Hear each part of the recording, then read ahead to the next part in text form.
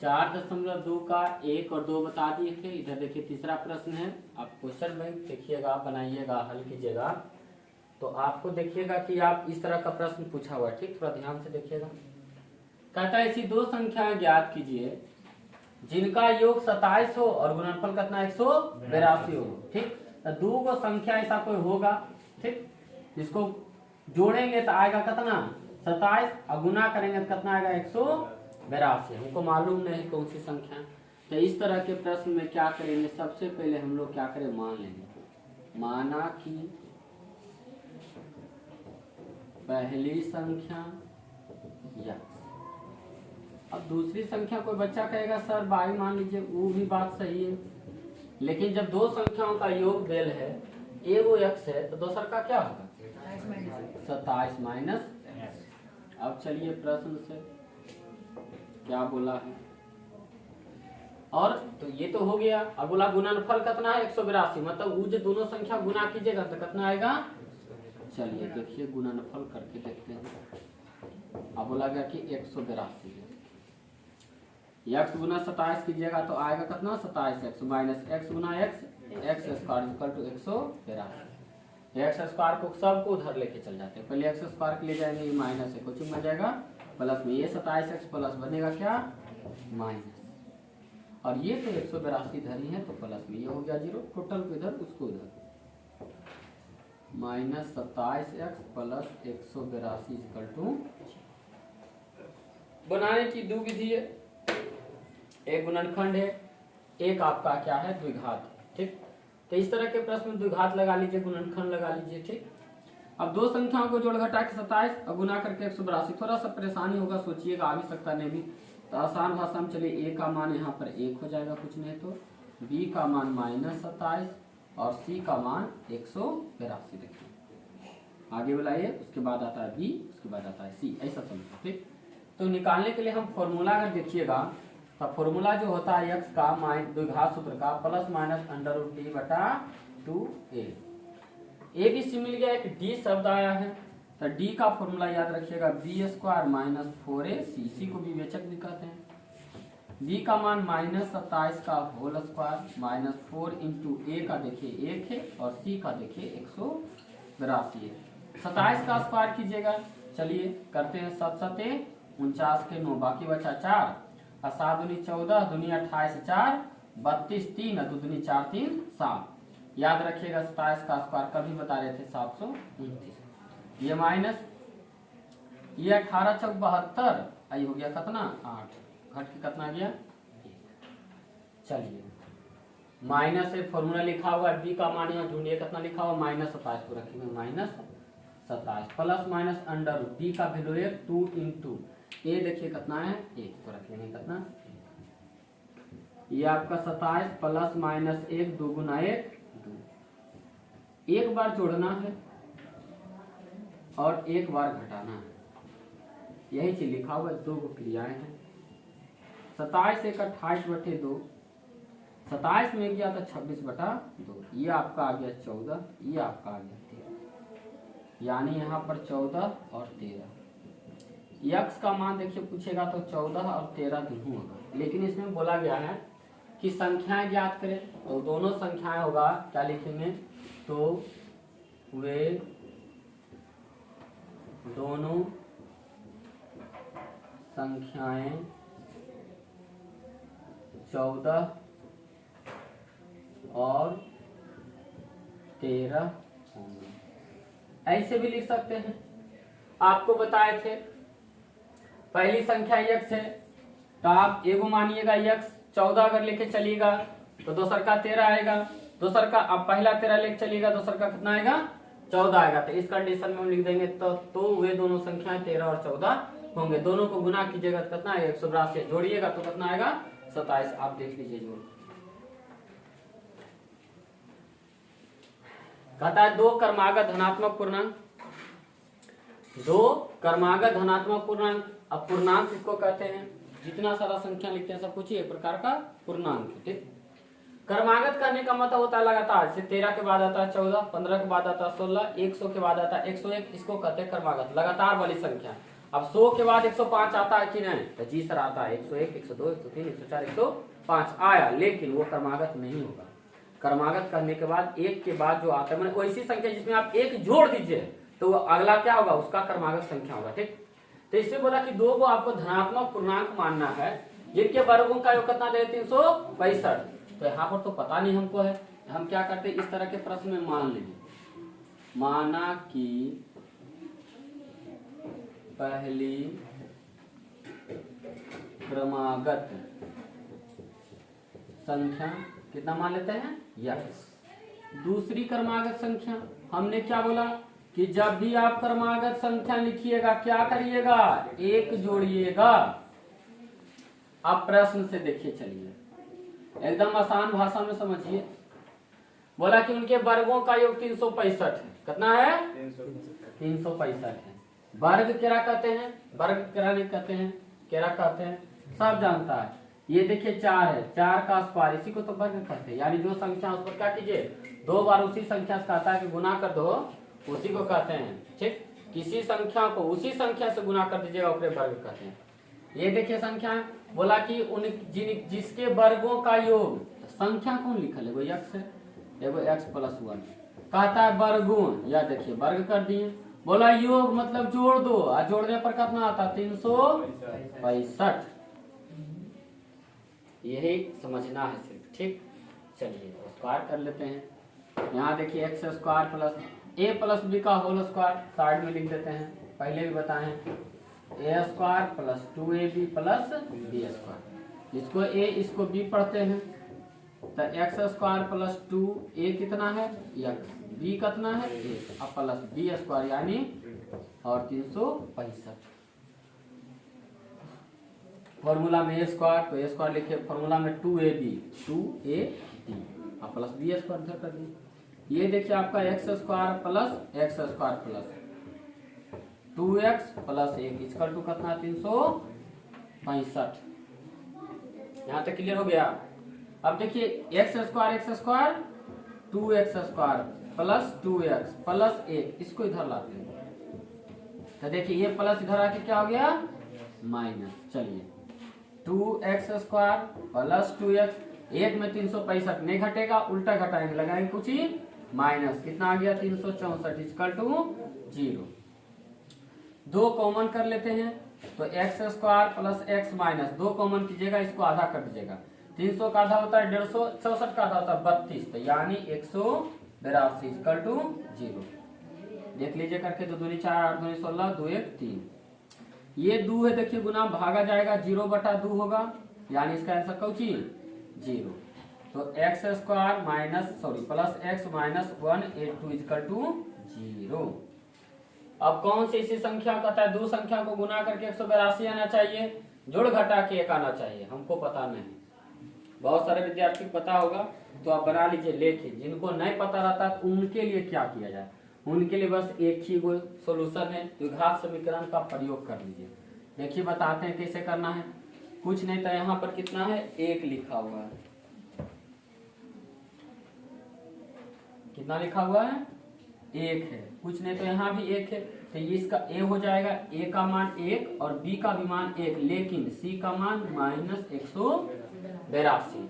यहाँ पर किसका मान पहले निकालना है, d का, b² - 4ac, b कितना है होगा, देखो यहाँ 1 है, तो a का स्क्वायर -4 इंटू a का मान 1 और c का मान -182। 1 का स्क्वायर 1 होता है, माइनस माइनस प्लस, 182 गुना 4 कीजिएगा 72 हो जाएगा, और 4 दूनी 8, 4 दूनी 8, 18 चौक 72, 729।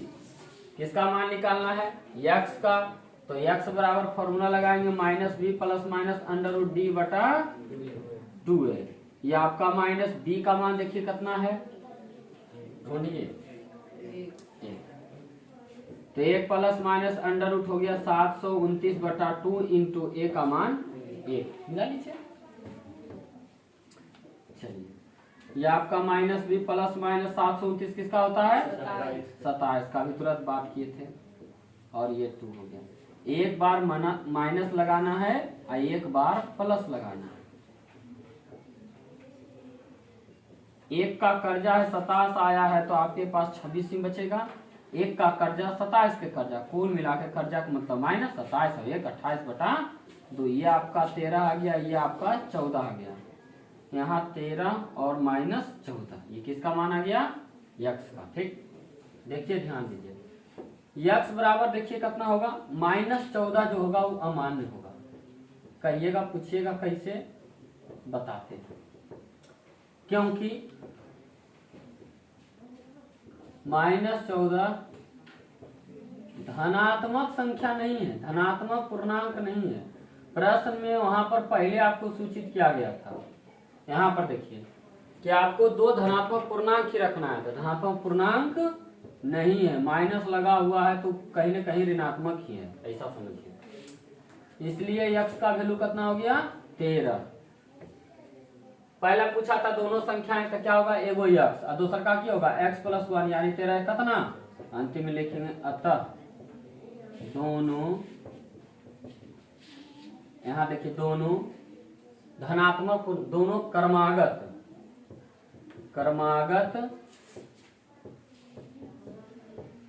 धनात्मक पूर्णांक 13 और 14 होंगे। समझने का क्या है कंडीशन, 13 14 दोनों को बोला था ज्ञात कीजिए उन जिनके वर्गों का, 13 के स्क्वायर कीजिए और 14 का स्क्वायर कीजिए और दोनों को जोड़ दीजिए। अगर 365 आता है तो समझिए आपका आंसर सही है, और नहीं आता है कहीं ना कहीं आपने गड़बड़ी किया। चलिए एक बार फिर से समझ लेते हैं। क्रमागत दो को ऐसा संख्या मानना है जो क्या करे, जैसे 13 के बाद 14 आता है, 15 के बाद 16 आता है, 18 के बाद 19 आता है, 200 के बाद 201 आता है, 56 के बाद 57 आता है। सब में देखिएगा एक लॉजिक आता है कि क्रमागत संख्या आने के लिए एक जोड़ना है, x माने दूसरा का x + 1। प्रश्न में बोला कि दोनों के वर्ग का योग जोड़ दो, हमने x और x + 1 दोनों को जोड़ करके 365 फॉर्मूला लगाएं। आप फिर से वीडियो पीछे करके देखिएगा, फिर समझ में कोई दिक्कत नहीं।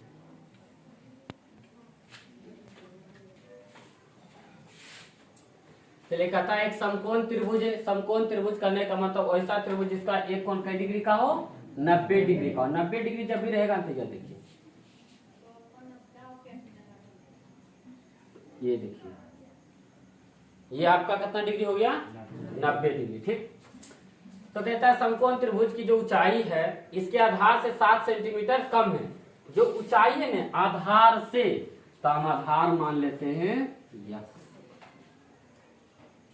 ऊंचाई कितना बोला, आधार से ऊंचाई 7 सेंटीमीटर ही कम है, यानी x - 7 है।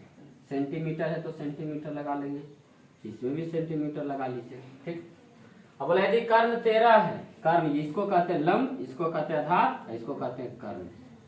देखिए बोला अन्य दो भुजाएं ज्ञात कीजिए। अन्य दो भुजा करने होती तो फिक्स पता चल रहा है 13 है, कहिएगा ये तो माने है ना, माने कि आधार की लंबाई कितना, माना कि यहाँ देखिए लिख लेते हैं, माना कि समकोण त्रिभुज की आधार बराबर x सेंटीमीटर और हाइट ऊंचाई कितना हो गया, x - 7 सेंटीमीटर। अब दोनों भुजा बोला है ज्ञात करे लगी, तो दोनों भुजा ज्ञात करने का तरीका क्या है सो पहले बताते हैं। देखिए ये समकोण त्रिभुज है, तो पाइथागोरस प्रमेय का प्रयोग करेंगे। पाइथागोरस प्रमेय से, पाइथागोरस जी बोले थे कि समकोण त्रिभुज में जो सबसे बड़ी भुजा रहेगा उसका वर्ग कीजिएगा। बड़ी भुजा करने का मतलब कर्ण, समकोण त्रिभुज की सबसे बड़ी भुजा कर्ण, तो बड़ी भुजा का वर्ग कर गया। और अन्य दो भुजा करने का मतलब लंब का स्क्वायर प्लस किसका, आधार का स्क्वायर, दोनों छोटका जो बच गया और वर्ग करके जोड़िएगा, आपस में क्या होगा, योगफल जो होगा कर्ण के स्क्वायर के बराबर होगा। अब जानते हैं कर्ण कितना है 13, तो 13 का स्क्वायर। लंब ये देखिए एक तरह से लंब है, x - 7 का होल स्क्वायर प्लस आधार जानते हैं x से, x का स्क्वायर। यहीं से x का मान निकालिएगा, कहीं न कहीं आधार और कहीं कहीं आपको ऊंचाई मिल ही जाएगा। 13 का स्क्वायर याद रखिए 169, यहाँ a - b का होल स्क्वायर लगेगा, लगा दीजिए ए स्क्वायर माइनस 2ab और प्लस बी स्क्वायर, यहाँ तक हो गया कहानी खत्म। अब प्लस एक्स का स्क्वायर कीजिएगा एक्स स्क्वायर, 169 इधर है, एक्स स्क्वायर माइनस यहाँ से यहाँ तक देखिए पहले 7 दूनी 14 और एक्स से तो एक्स प्लस 7 के स्क्वायर हो गया 49 और एक्स स्क्वायर, ये आपका 169 हो गया एक्स का स्क्वायर और एक्स का स्क्वायर कहेगो 2x स्क्वायर। ठीक, ये माइनस 14x ये प्लस 49, इधर का कहानी तो स्वाहा। ई इन्हें बच्चा ले ओकरा पट्टी ले जाते हैं तो ई पट्टी बचेगा कुछ नहीं तो 0।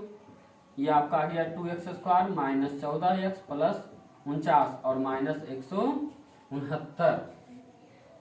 चलिए साहब, ये आपका आ गया 2x स्क्वायर माइनस 14x, 49 में 169 घटेगा, उल्टा घटाएंगे लगाएंगे कुछ माइनस, 9 में 9 गया 0, 6 में 4 गया 2 और ये बच गया सॉरी 1। 149 में 169 घटाएं कितना आया 120। नीचे है जगह। चलिए और देख लेते हैं। देखिए यहाँ से क्या करते हैं, इसको इधर ले आते हैं, 2 कॉमन कर लेते हैं, इधर ला करते हैं 2 कॉमन करते हैं, थोड़ा सा एक लाइन समझिएगा। 2 बाहर कर लेंगे बचेगा क्या एक्स स्क्वायर माइनस कितना 7x और माइनस 60 इजिकल टू 0, 2 हो गया 0, x square minus 7x minus 60 equal to 0। देखिए 2, हर एक लाइन को समझिए। ठीक, अब इसको देखिए हम गुणनखंड विधि द्वारा बना लेते हैं। ठीक, सबसे आगे कितना है कुछ नहीं तो 1 है, सबसे पीछे कितना है 60 है, गुना कर लीजिए 1 गुना 60 कीजिएगा 60 आएगा, जोड़ घटा के कितना लाना है माइनस 7, ऐसा समझिए 7। तो देखिए 12 पचे 60, अब 12 में से 5 लिया कितना बचा 7, लेकिन यहाँ 7 माइनस में लाना है तो 5 में 12 को घटा लेंगे। समझिए यहाँ पर हम एक लाइन लिखते हैं, थोड़ा सा ध्यान देना। ठीक, या फिर ऐसा समझिए, हो सकता है कि प्रश्न यहाँ से भी आपको पूछ दे कि इसके शून्य ज्ञात कीजिए मूल ज्ञात कीजिए। ठीक, x square minus 7x minus 60 बराबर 0, इसके कहेगा मूल शून्य x का मान ज्ञात कीजिए। ठीक, यहाँ देखिए हम एक्स स्क्वायर लिख लिए, यहाँ भी माइनस 60 लिख दिए। सर एगो गलती किए, माइनस 7x नहीं लिखी, अब बोले माइनस 7x की जगह इसको लिख रहे हैं प्लस 5x और माइनस 12x। ऐसे काहे लिखे इसलिए कि गुणनखंड हमको मध्य पदों का गुणनखंड का रहा, इसी तरह से बनता है गुणनखंड विधि से, इसी तरह से x का मान निकलेगा। जादू तो है नहीं कि आपको हम बता दें, आपको तो बनाइए बता सकते हैं। तब 7x को कहिएगा सर और ढेर तरीका है, लेकिन हमको तरीका में कि दोनों संख्या को गुना करके 60 आना चाहिए, 12 पचे 60 और 5 में 12 घटाइएगा माइनस 7 ही आएगा। ठीक, यहाँ देखिए कॉमन कर लेते हैं। ठीक, चलिए तो हम क्या कर लेते हैं, दोनों में देखिए यहाँ भी एक्स स्क्वायर और यहाँ मतलब एक्स, एगो एक्स हो जाएगा कॉमन। जब आप कॉमन कीजिएगा तो एगो एक्स से जब बचेगा तो बचेगा 5, यहाँ बचेगा एक्स प्लस 5। अब इस घर में चलिए देखिए इसमें भी माइनस इसमें भी माइनस, 2 बंटवारा कर लेना है, तो माइनस माइनस है तो दोनों में माइनस हो गया कॉमन। उसमें देखिए एक्स है इसमें एक्स नहीं है तो कॉमन एक्स होगा नहीं, 12 पढ़िए 12 पचे 60 आ रहा है तो 12 कॉमन हो जाएगा और यहाँ बचेगा एक्स और प्लस कितना 5 नहीं होगा तो यही बोले थे घर उठा करके रख देना, इक्वल टू कितना हो गया 0, एक्स माइनस 12 और एगो होगा एक्स प्लस 5 इक्वल टू 0। यहाँ x माइनस 12 बराबर 0 और x माइनस 5 बराबर 0, x का वैल्यू कितना 12 और x सॉरी ये आ जाएगा माइनस 5, इसलिए x बराबर 12 और माइनस 5। अब इसको समझिए, अच्छा ये माइनस 5 किसका मान है x का मान, तो कभी भी बताइए आधार की लंबाई, ऐसा समझिए कभी भी लंबाई निगेटिव होता नहीं है, लिखेंगे चूंकि x बराबर माइनस 5 कौची है अमान्य है, क्योंकि ऋणात्मक संख्या कभी भी, ऐसा डायरेक्ट लिख दीजिए नीचे उस साइडवा से लिख, ऐसा आप कर सकते हैं कोई दिक्कत नहीं, सीधे कर लो। x बराबर कितना आ गया कितना 12 सेंटीमीटर, बोला था अन्य दो भुजाएं तो x कितना आ गया 12 सेंटीमीटर और ऊंचाई पूछा है तो ऊंचाई कितना होगा x minus 7, x minus 7 x कितना 12 माइनस 7 कितना 5 सेंटीमीटर। अंत में लिखेंगे अतः समकोण त्रिभुज के अन्य दो भुजा एक 12 सेंटीमीटर तथा 5 सेंटीमीटर होंगे। ये आपका हो गया।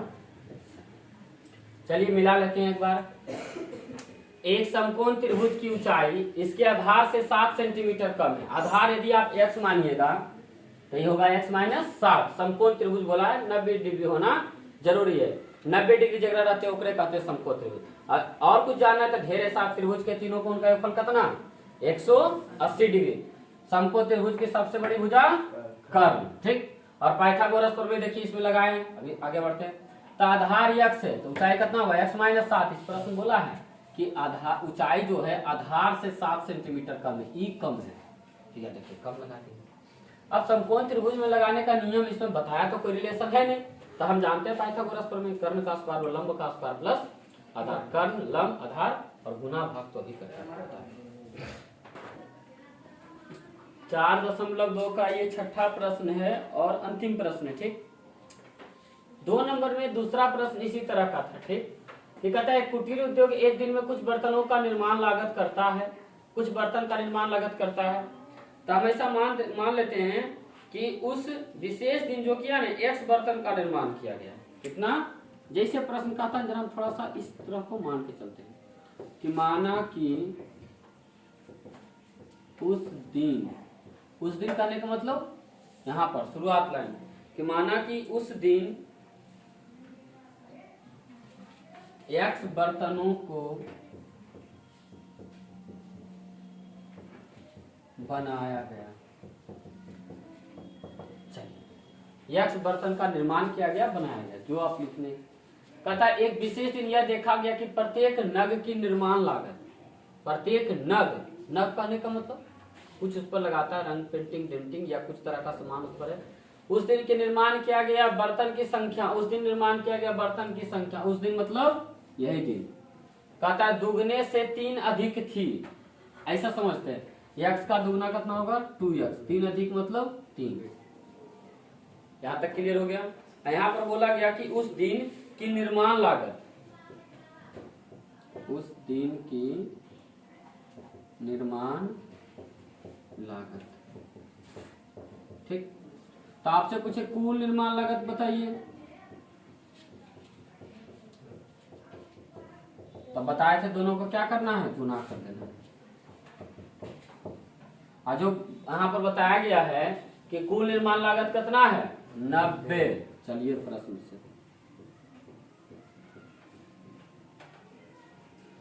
तो x इंटू 2x प्लस 3 इसका टू कितना 90, गुना कीजिएगा तो 2x स्क्वायर प्लस कितना 3x, इधर 90 आएगा तो कितना 0।